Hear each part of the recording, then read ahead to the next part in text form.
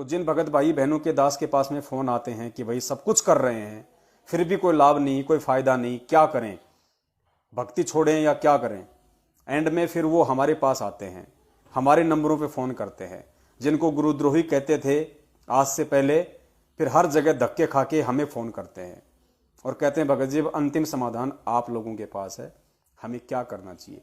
फिर परमेश्वर उनको ज्ञान आधार से समझवाते हैं कि भैया तुमने ये किया इसलिए दुखी हो, तुमने ऐसी ऐसी गलतियां की नाम दीक्षा लेने के बाद इसलिए तुम दुखी हो। और परमेश्वर दया करें तो वो आत्माएं जो इस समय लाइव देख रही हैं और जो इस तरह की समस्याओं से जो ग्रसित हैं, जो नाम दीक्षा लेने के बाद भी इन फर्जी नामदान केंद्रों से और जो आज भक्ति करते करते भी दुखी हैं, उनके लिए अब ये वीडियो विशेष होगा, ज़्यादा लंबा नहीं चलेगा, मुश्किल से आधा घंटे का और लाइव होगा बस।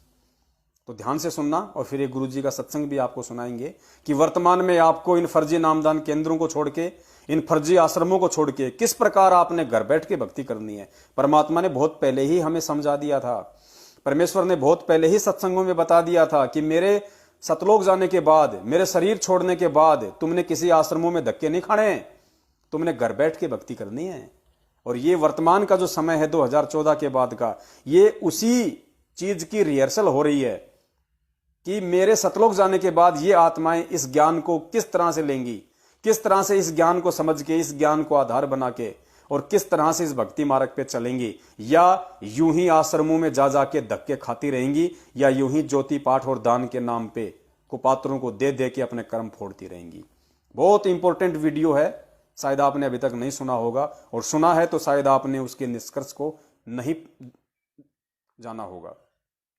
तो सबसे पहले मैं उन आत्माओं से निवेदन करता हूं जिन आत्माओं के दास के पास में ज्यादातर फोन आते हैं, सवाल आते हैं कि भगत जी सब कुछ करने के बाद भी, और 2020 से नाम लिया, कोई कहता है 2019 से नाम लिया, अभी तक भूत प्रेत बाधा ठीक नहीं हो रही, जबकि पूरे पूरे परिवार ने नाम दीक्षा ली हुई है, सब लोग भक्ति करते हैं, क्या करें भगत जी, हम तो एंड पे आ गए, भक्ति छोड़ें या क्या करें।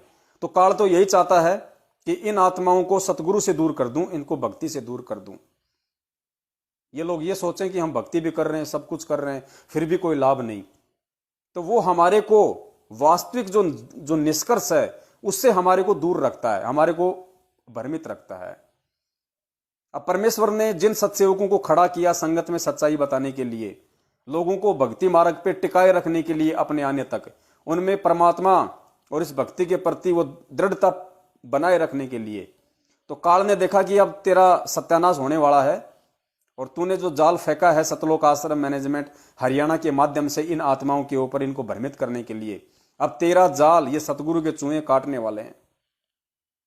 तो उसने एक नया षड्यंत्र शुरू कर दिया गुरुदेव के नाम से कि ये गुरुद्रोही हैं, इनको गुरुजी ने गुरुद्रोही घोषित कर दिया, जो इनसे बात करेगा, जो इनकी वीडियो देखेगा, उसका नाम खंड हो जाएगा, वो परमात्मा से दूर हो जाएगा। पुण्यात्माओं, कितना आप लोगों को मूर्ख बनाया गया। और गुरुजी हमेशा कहते हैं कि कहे कबीर सोए जन मेरा, जो नीर खीर का करे निवेरा। मेरा असली भगत वो है जो दोनों तरफ की बातें सुने।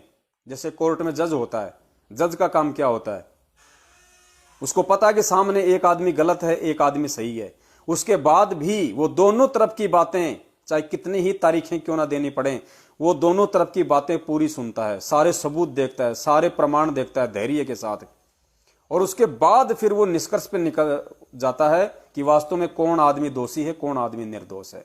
उसको कहते हैं असली जज। और उस जज से बढ़ के परमात्मा ने भगत को संज्ञा दी है कि वो तो खाली सांसारिक ज्ञान आधार से निष्कर्ष निकालता है, लोगों के दिए हुए सबूतों के आधार से निष्कर्ष निकालता है, वो खुद नहीं जाके देखता कि कौन सही है कौन गलत है। लेकिन इस आध्यात्मिक मार्ग में आने के बाद में जो मेरा भगत है, उस जज से भी ये तत्व ज्ञान प्राप्त करने के बाद कई गुना ज्यादा बुद्धिमान और विवेकी होता है। उसको मैंने हंस बना दिया, वो हर चीज का निष्कर्ष निकाल के खुद ही ये साबित कर देगा कि क्या सही और क्या गलत है। फिर परमेश्वर कहते हैं कहे कबीर सोए जन मेरा, जो नीर खीर का करे निवेरा। मेरा असली भगत केवल वही है जो दोनों तरफ की बातें सुन के सत्य असत्य को पहचान ले। अरे पवन दास के वीडियो देख लोगे तो तुम्हारा कोई मतलब फूट थोड़ी जाएगा कुछ, या जैसे मेरे वीडियो देख लिए कोई जो मतलब बम फट जाएगा कि ये लो साहब हम तो मर गए। अरे सुनो, धैर्य से सुनो, दिक्कत क्या है। और सुन के गुरुदेव ने तुमको तत्व ज्ञान दिया हुआ है, निष्कर्ष निकाल लो। पवन दास अगर वो गलत बोल रहा है, गुरुजी के विषय में कुछ अपशब्द कह रहा है, भक्ति मार्ग को यदि गुरुजी की भक्ति को यदि वो गलत बता रहा है, यदि और कोई मीनमेख निकाल रहा है, आप लोगों को भक्ति से दूर करने की कोशिश कर रहा है, या मैं खुद भक्ति नहीं कर रहा हूं, तो भाई साहब आगे से वीडियो मत देखो, मत सुनो, और अपना एक रास्ता अपना लो कि साहब ठीक है, जो मैनेजमेंट कह रहा है वो सही है। ये होता है नीर खीर का निबेरा करना। अब तुम दूसरे की चीज देखोगे ही नहीं, उसको जानने की कोशिश ही नहीं करोगे कि वो क्या कर रहा है, और तुम्हें किसी बात का मालूम नहीं, क्योंकि तुम अभी नए नए भगत बने हो। तुम्हें इन बातों का पता नहीं कि क्या बरवाला कांड है, गुरुजी के साथ क्या हुआ है, वर्तमान में गुरुजी के आदेशों की आड़ में क्या ही खेल चल रहा है। हमारी सुनो नहीं, तुम्हें सच्चाई का पता नहीं, और फिर कहोगे कि भक्ति करते करते भी हमारे ऊपर दुख आ रहे, संकट आ रहे हैं, और क्या फिर तुम्हारे को रसगुल्ले मिलेंगे भाई। वही चीज मिलेगी फिर जो तुम्हारे को मिलनी चाहिए, जो आंख बंद करके चलेगा भक्ति मार्ग पे। सामने जंगल है, झाड़ियां हैं, और तुम आंख पे काली पट्टी बांध के चलने की कोशिश करोगे तो पैर में कांटे चुभेंगे, और कोई तरीका नहीं है उसका। तो उन आत्माओं से दास का निवेदन है कि सबसे पहले आप इस सच्चाई को जानने की कोशिश करें कि वास्तव में बरवाला कांड क्यों हुआ है, बरवाला कांड के पीछे किन लोगों का हाथ है। और आज ये जितने भी फर्जी नामदान केंद्र इन्होंने देश विदेश में खोल रखे हैं, इनके पीछे किसका हाथ है। क्योंकि हमारे पूज्य गुरुदेव जी तो हिसार जेल में बैठे हैं, उनको तो 2 टाइम का खाना और 2 टाइम का जो भी सुख सुविधा है, या जो पहनने के लिए जो कपड़े हैं, वो जेल प्रशासन की तरफ से मिलते हैं। इसके अलावा गुरुदेव जी को और किसी चीज की कोई आवश्यकता नहीं है। फिर तुम्हारा ये अरबों खरबों का दान पिछले 7 साल से कहां जा रहा है, और किन कुपात्रों के हाथों में तुम दे रहे हो। गाड़ियां खरीदी जा रही हैं, मौज मस्तियां की जा रही हैं, जिनके सिर पे झोपड़ी नहीं थी आज वो 2-2 मंजिल के मकान लेके बैठे हैं। ये सब पैसा कहां जा रहा है। साइकिल खरीदने की औकात नहीं, आज वो 4 व्हीलर लेके घूम रहा है, भक्तों के ऊपर दादागिरी करता है। तुम्हारे दान के पैसों से गाड़ियां खरीद के उनमें डीजल पेट्रोल भर के फिर पवन दास जैसे भक्तों को मारने के लिए किराए के गुंडे लेके और सारा कांड किया जाता है। तो तुम्हारे दान का दुरुपयोग हो रहा है भाई, और दान का दुरुपयोग होगा तो तुम्हें सुख कहां से मिलेगा, तुम्हें लाभ कहां से मिलेंगे, नहीं मिल सकते। ये परमात्मा का विधान है। तुम्हें परमेश्वर ने मानव जीवन दिया, बुद्धि दी, विवेक दी है, सोचना तुम्हारे को खुद को पड़ेगा। तो सबसे पहले यदि परमेश्वर से सुख चाहते हो इस भक्ति मार्ग में आने के बाद, वरना परमेश्वर का तो विधान है, परमेश्वर मुर्दे को जिंदा करता है, ये उसके गुणों में लिखा हुआ है, वेदों में लिखा हुआ है। परमेश्वर असाध्य रोगों को आशीर्वाद मात्र से दूर कर देता है, ये उसकी कथाओं में, उसके गुणों में है। उसने सिकंदर लोदी का ठीक करके उसने दिखाया। कासे में उसने 200-300 कोडियों को आशीर्वाद मात्र से उनका कोड दूर करके दिखाया। कमाल कमाली को मुर्दे से जीवित करके दिखाया कि परमेश्वर क्या कर सकता है। आज भी तो वही परमात्मा है, वही भक्ति है, वही मंत्र है। फिर आज क्या हो गया जो भक्ति करते करते भी आपको लाभ नहीं। तो सबसे पहली कमी तो ये कि जिन लोगों को नाम दीक्षा केंद्र खोलने का आदेश नहीं है, वो लोग मनमाने तरीके से गुरुजी के भाई के आदेश को मान के, एक कुपात्र व्यक्ति के आदेश को मान के, एक भगोड़े व्यक्ति को भगवान की तरह मान के और उसके पीछे चल रहे हैं अज्ञानता में, गुरुजी के ज्ञान को आधार ना बना के। और ऐसे लोगों के द्वारा धार्मिक धंधे के लिए खोले गए नामदान केंद्र, यदि आप वहां से नाम दीक्षा लेते हैं तो जाहिर सी बात है आपको क्या मिलेगा और क्या नहीं मिलेगा।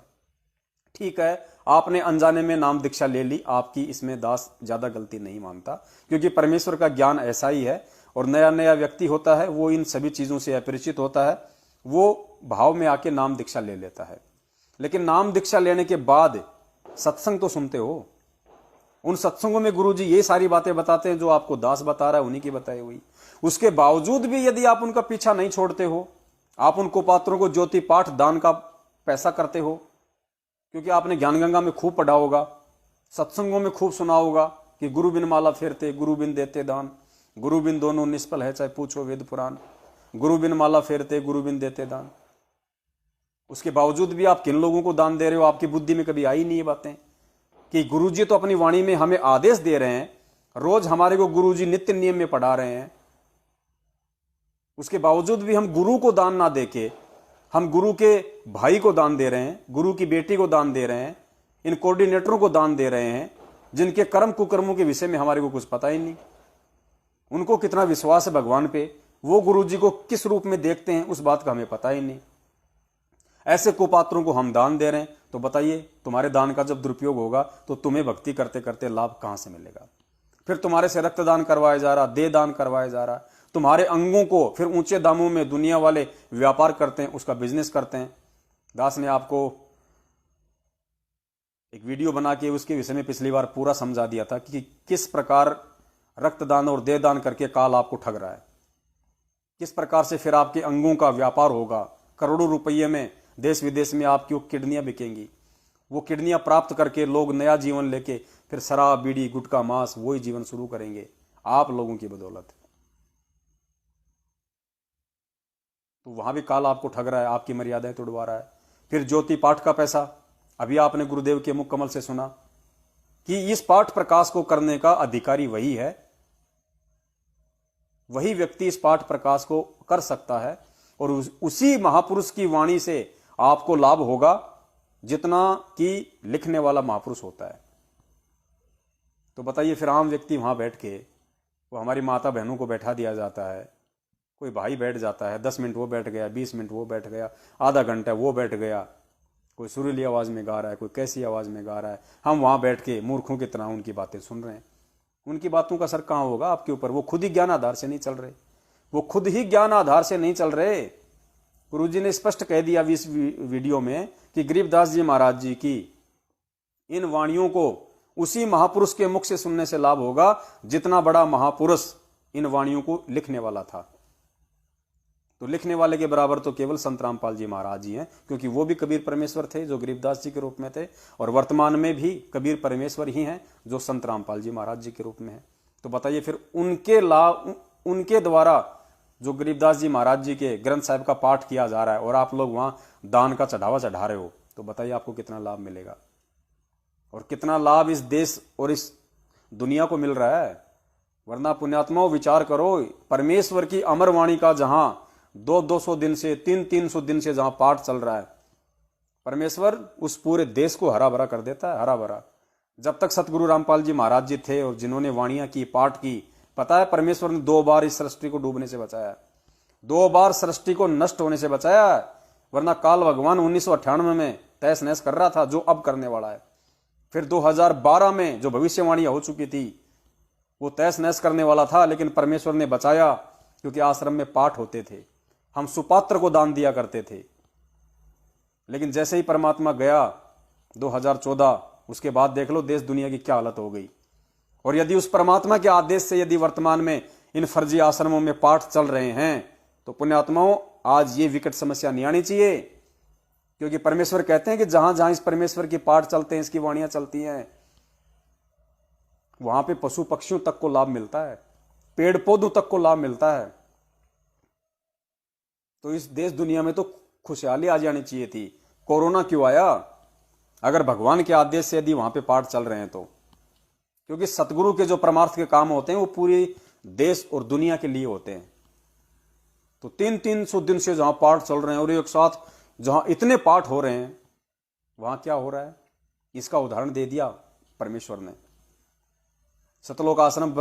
सतलोक आश्रम बरवाला में कांड के समय गुरुजी खुद मौजूद थे, पाठ हो रहे थे, उसके बाद भी काल का दाव लगा, बरवाला कांड हुआ। क्यों? क्योंकि परमेश्वर की मर्यादाएं तोड़ी जा रही थी वहां पे।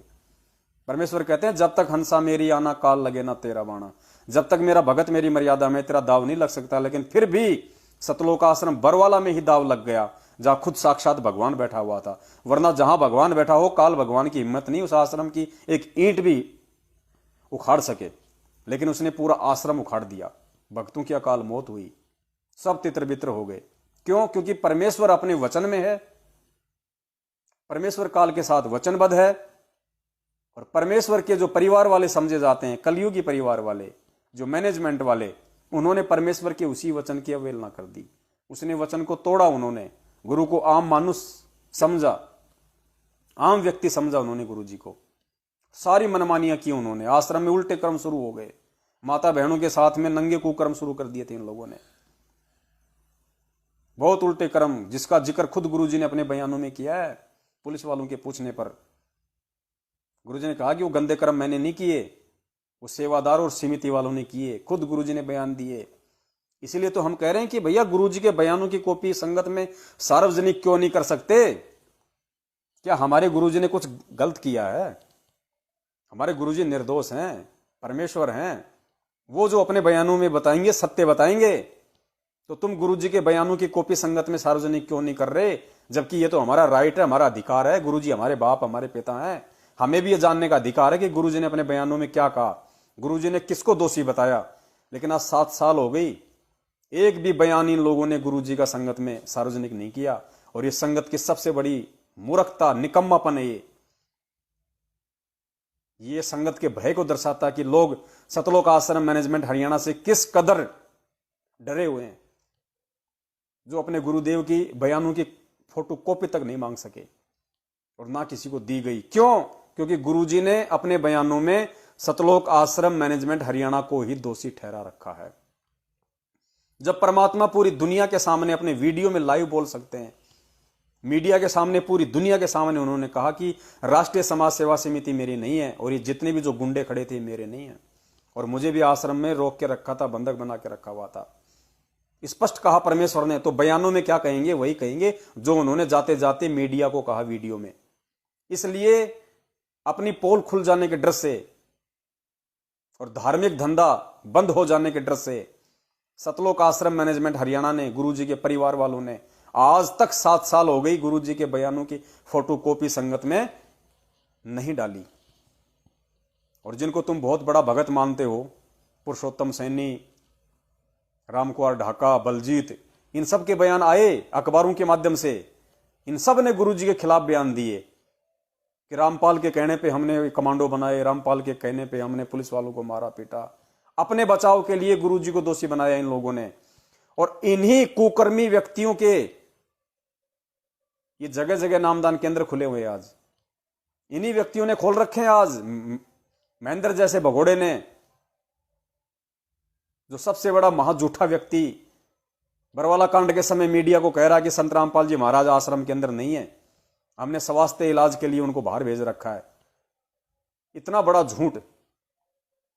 और वो रामकुमार ढाका, बलजीत, राजेंद्र भटगांव, ये क्या है? ये लोग, इन्होंने सारा ये षड्यंत्र रचा हुआ है और तुम इन्हीं की आज तुम इनकी गुलामी कर रहे हो। तो बताइए भाई साहब, लाभ होगा कहां से? जिन बातों से गुरु दुख पावे तिन बातों को दूर भगावे। जिन लोगों के कारण आज तुम्हारा गुरु दुखी है, परेशान है, देश और दुनिया में जो निंदा का पात्र बना हुआ है, बात बात पे लोग उनको गालियां निकाल देते हैं ये सोच के कि बरवाला कांड संत रामपाल जी की देन है, जबकि हकीकत कुछ और है। तो जब तुम उनके भगत होके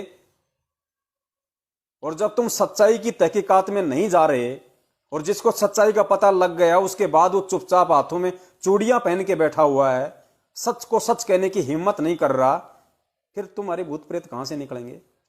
तुम्हारे तो और आएंगे भूत प्रेत। अभी तुम्हारे घर में सुख कहां से होगा भैया? दुख ही आएंगे, संकट ही आएंगे। फिर तुम कोरोना से मरोगे। जो गुरु का नहीं है तो गुरु उसको क्यों बचाएगा? गुरु का वो है जो गुरु की तरह सत्य पे अडिग रहेगा, संघर्ष करेगा, सच को सच कहेगा, चाहे कोई मारे पीटे, चाहे जो मर्जी कहे, जो अपने गुरु के पच्चीनों पे चलेगा। फिर उसका कोरोना क्या बिगाड़ लेगा भाई? कोरोना उससे कोसों दूर रहेगा।